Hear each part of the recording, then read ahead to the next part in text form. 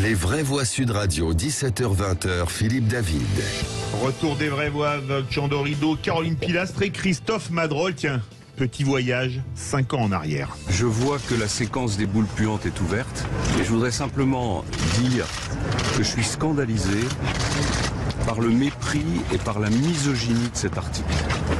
Alors parce que c'est mon épouse, elle n'aurait pas le droit de travailler ?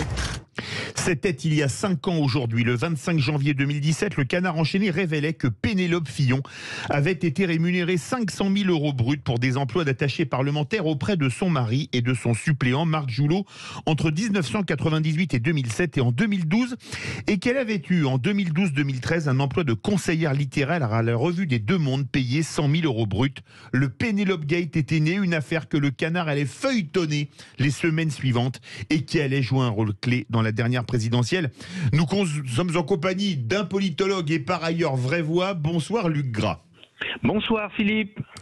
Est-ce que finalement la présidentielle ne s'est pas jouée il y a 5 ans, aujourd'hui, avant même que les Français aillent dans les isoloirs ?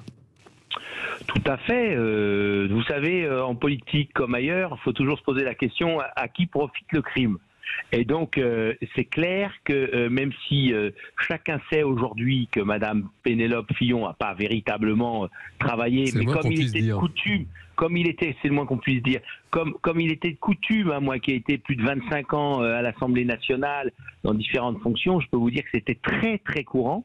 Mais le fait est que au milieu d'un océan de personnes qui faisaient cela, de choisir de soulever ce lièvre-là à ce moment-là, c'était évidemment une décision qui a complètement changé la face, non pas du monde, mais de l'élection présidentielle. Christophe Madrol. Oui, moi je partage complètement ce que vous dites, parce que on avait le candidat qui devait gagner s'appelait Alain Juppé, il faut se rappeler l'histoire. Oui. Fabius. Voilà, Fillon. Voilà, Fabius. C'est des costumes. Non, mais c'est le même costume, c'est pour ça. Fillon, effectivement, arrive et on l'imagine gagner la présidentielle.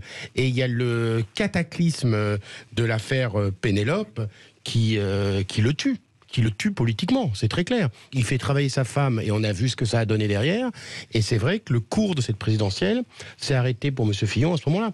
Et d'ailleurs, en reprenant l'histoire, le score qui fait la présidentielle, malgré cette casserole-là, oui, n'est pas nul. Il finit troisième. À près de 20% des voix. Exactement. Je souhaite le même bonheur à Mme Pécresse de faire 20% des voix. Oui.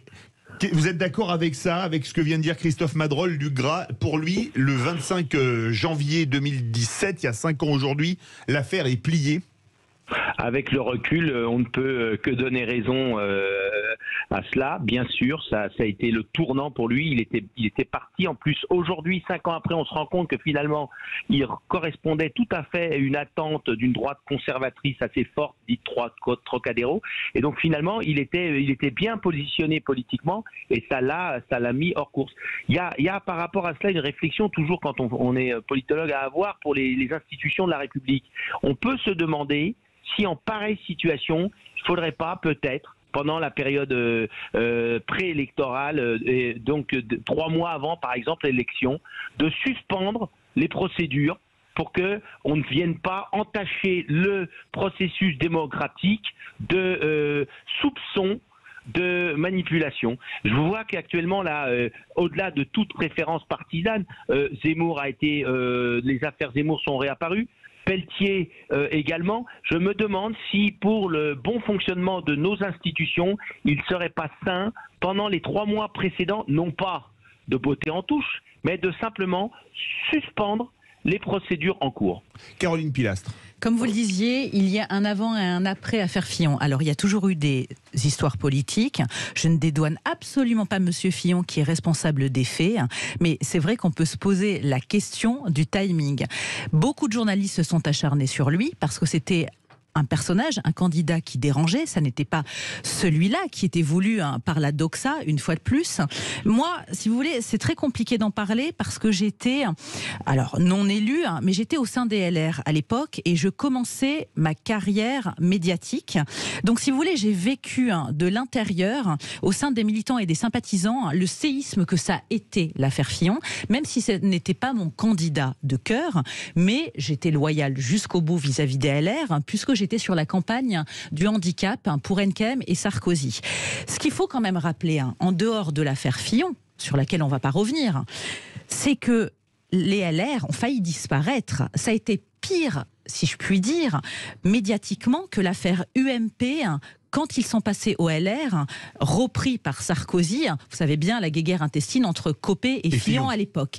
Ça a été, mais comme le rappelait Christophe, un cataclysme de l'intérieur, parce que tout le monde voyait gagner les LR, et surtout, mais en termes d'introspection, de choix à faire par la suite pour le parti, tout le monde s'est retrouvé, mais dans une situation sous le niveau de la mer. Et d'ailleurs, ils ont du mal à en ressortir encore maintenant, et moi je l'ai beaucoup reproché au LR, auprès de qui je ne suis absolument plus encartée, mais évidemment, ils ont eu du mal à rebondir, parce que beaucoup l'ont soutenu. C'est pour ça qu'il y a eu, entre autres, le Trocadéro. Parce qu'à un moment donné, M. Fillon avait décidé, une fois de plus, de rétro-pédaler. Il doutait de sa candidature, mais il a été soutenu par beaucoup de barons qui se voyaient arriver au pouvoir et qui n'ont pas pensé au parti, mais qui ont pensé à leur propre carrière.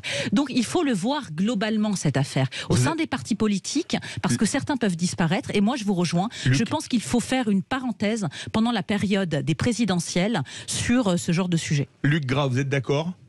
Ben oui, tout à fait. Je trouve ça très, très juste ce qui vient d'être dit. Moi, je dirais qu'il y a un autre élément qui est intéressant pour l'observateur, c'est de signaler que ce sont toujours des candidats plutôt conservateurs sur le plan sociétal qui sont un petit peu visés. Regardez, Fillon, bon maintenant Zemmour, bien sûr, Pelletier, mais Fillon, faut pas oublier que c'était la droite Trocadéro. Donc c'est une droite un peu, comment on va dire, conservatrice, mais même très conservatrice sur le plan des idées sociales et de société surtout. Et donc, faut pas oublier que Fillon, il n'était pas un candidat du tout dans la ligne de la bien-pensance, on va dire. Et ça c'est certainement quelque chose qui a joué contre lui, parce que François Fillon, il dérangeait, et on ne voulait surtout pas qu'il arrive aux affaires. Jean Dorido. Non mais vraiment, les bras m'en tombent là quand j'entends. On a la chance en France quand même d'avoir une justice indépendante, c'est la base de la démocratie. Quand j'entends dire qu'il faudrait mettre entre parenthèses la justice pendant les élections, je vous coupe, le parquet national financier, le parquet national financier a enquêté hyper vite sur Fillon dans l'heure qui suivait pratiquement. Dans d'autres affaires, il était beaucoup plus long. Mais il a bien, mais heureusement qu'il a enquêté rapidement. On vient de parler des escrocs, la présumée en ce moment. Mais alors là, quand même, là, champion du monde d'escroquerie. Quand j'entends le montant, Pénélope Fillon, qui n'a jamais travaillé de sa vie, 500 000 € d'émolument avec l'argent des Français. Mais heureusement que ce monsieur n'est pas arrivé aux affaires. Il travaille maintenant pour les Russes. Donc vraiment, bravo le patriotisme. Là, c'est vraiment c'est de la bonne droite patriote Trocadéro. J'espère que les gens qui étaient au Trocadéro pour soutenir ce monsieur, qui était d'une arrogance inouïe, je le revois, dire est-ce qu'on imagine le général de Gaulle mis en examen, qui expliquait que lui vraiment jamais il n'oserait, et le type s'est accroché jusqu'au bout. Il a fait perdre son camp, comme disait Feu Charles Pasqua. Avec des amis comme ça, la droite n'a pas besoin d'ennemis. Luc Gras. Ça va être un duel de vraie voix à distance, c'est parfait. Ça c'est sympathique parce que c'est une intervention sympathique, mais alors quand même une méconnaissance de ce qui se passe dans le milieu politique. Parce que aller dire que François Fillon, en ayant... Mais ça en fait un de moins déjà, c'est bien. Non, ça en fait un de moins. Si c'est tous des escrocs, ça en fait genre mais en ayant créé, facticement, un poste de collaboratrice parlementaire à sa femme, on dit les choses, hein, on est là pour dire... Parlons vrai. Parlons vrai. Alors ça, c'est sûr, on est d'accord là-dessus. En réalité, qu'est-ce qui s'est passé dans la psychologie de Fillon? Probablement. Il s'est passé que, au regard d'autres choses qui se déroulent dans ce milieu-là, il trouvait que c'était vraiment pas du tout quelque chose d'excessivement grave, puisqu'il sortait de son bureau, que ce soit au 101 rue de l'Université ou au Palais directement, et qu'est-ce qu'il voyait? Il voyait que ça, des choses comme ça. Et donc, pour lui, quand il prend la parole pour dire est-ce qu'on voit le général de Gaulle ex-candidat alors qu'il serait mis en examen, etc., il est dans sa logique qu'il se croit lui-même un des plus propres du milieu politique. Justement, monsieur Luc Gras, je vous remercie d'aller dans mon sens, parce que je suis le premier à critiquer la déconnexion des hommes politiques avec la vraie vie. Et quand on a ce monsieur qui est bac-12, qui n'a jamais travaillé de sa vie, avec Manuel Valls, c'est les deux premiers ministres de la France qu'on a eu qui ont 0 études. Le type a fait une licence quelconque, il n'est même pas allé au bout, et un député lui a dit à l'époque, tu t'embêtes pas à faire des études, viens avec moi être attaché parlementaire. Et ce sont des gens qui n'ont jamais eu de vrai travail de leur vie, qui ne savent pas ce que c'est que transporter des palettes par exemple pour gagner un peu d'argent, pour se payer à manger, pour se payer un studio hors de prix. Et merci monsieur Luc Gras de rappeler que pour ces gens-là c'est normal. 500 000 € pour un job où la personne ne va jamais, c'est normal pour eux. Il nous reste 30 secondes. Personnel contre monsieur Fillon, mais au moins il y en a un de moins. Luc Gras. Philippe, là où c'est juste, la logique du milieu politique, la logique politique n'est pas la logique humaine. Ça, c'est tout à fait juste. Ceci dit, pourquoi celui-ci, Fillon, qui était bien placé, pourquoi il a payé à ce moment-là? On ne peut pas s'arrêter en disant ils sont tous corrompus. D'abord, c'est pas vrai. Et en plus, pourquoi il a été visé particulièrement, François Fillon? Très court, Christophe Madrol. Je partage ce que dit Jean, mais je vais donner mon exemple personnel. Ma compagne, aujourd'hui, est au chômage. Elle était commerciale. Elle a été virée de son boulot quand j'ai été élu, parce qu'il y avait incompatibilité entre mon mandat et sa vie professionnelle.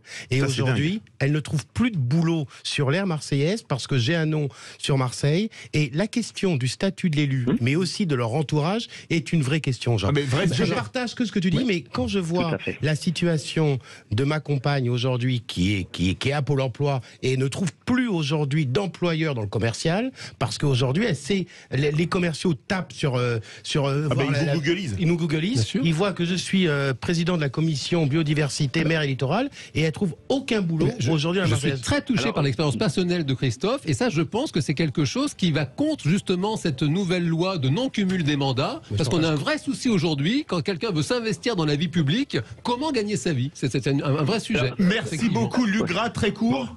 Non, très court. Évidemment, vous avez raison. Il faut un statut de l'élu parce qu'aujourd'hui, il y a des choses qui vont pas. Vous savez comment ils font maintenant les députés, même les sénateurs. Ils embauchent la femme de l'un et le fils de l'autre, etc. Mais tout le monde le sait. Tout le monde le sait, c'est des embauches croisées. Évidemment qu'il faut un statut de l'élu dans ce pays et il faut réhabiliter sur la base des vertus démocratiques le mandat, parce que les gens qui font de la politique sont des gens au service et que c'est salutaire dans une démocratie d'avoir des gens qui s'engagent. Merci Luc Gras, politologue. À très bientôt dans Les Vraies Voix. Tiens, je vois bien un duel là avec Jean Dorido. Ça donnerait ça. Comme on dit, ça va aller au mastic. Merci beaucoup Luc Gras. Tout de suite, notre grand débat. Roubaix. Pensez-vous qu'il y a un séparatisme islamiste en France? Vous êtes 90,7% à dire oui. Vous voulez réagir? Le 0826 300 300 et les réseaux sociaux.